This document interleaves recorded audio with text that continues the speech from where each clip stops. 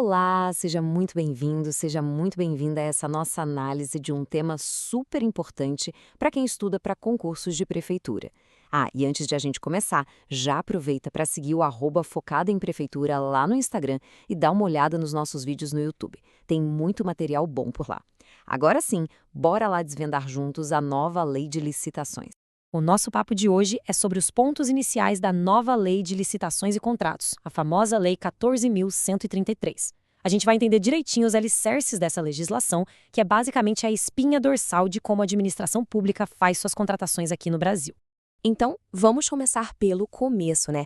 O âmbito de aplicação. A grande questão aqui é para quem exatamente essa lei vale.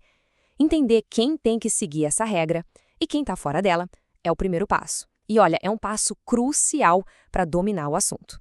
E olha só, o alcance dessa lei é bem grande, viu? Ela vale para as administrações diretas, autarquias, fundações, e isso em todos os níveis, tá? União, estados, Distrito Federal e municípios. E se liga nessa dica que é ouro para a prova. Até o legislativo e o judiciário precisam seguir essa lei quando estão agindo de forma administrativa, tipo comprando material de escritório ou contratando um serviço. Mas, como nem tudo são flores, né? Apesar de ser super abrangente, a lei tem umas exceções bem importantes. E é justamente nesses detalhes, nesses pontos específicos, que as bancas de concurso adoram preparar aquelas famosas pegadinhas.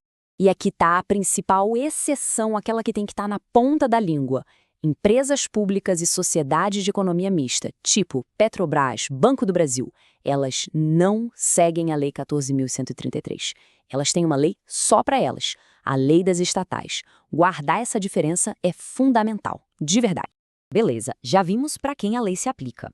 Agora, a gente precisa saber o seguinte: o que essa lei regulamenta exatamente? Que tipo de coisa o governo pode contratar usando essas regras?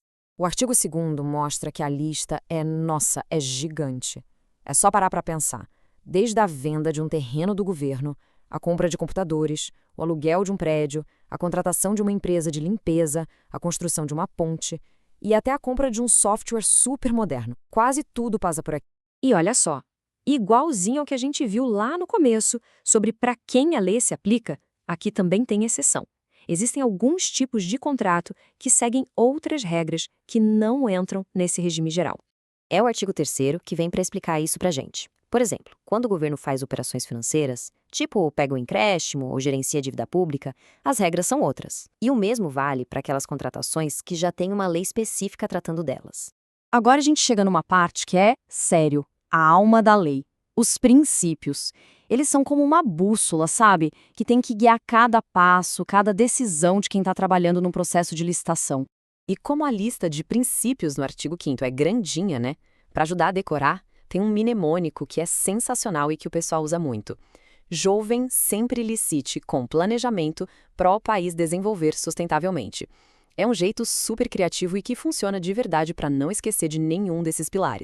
Dando uma olhada em alguns dos mais famosos. Temos a legalidade, que é óbvio, né? Tem que seguir a lei.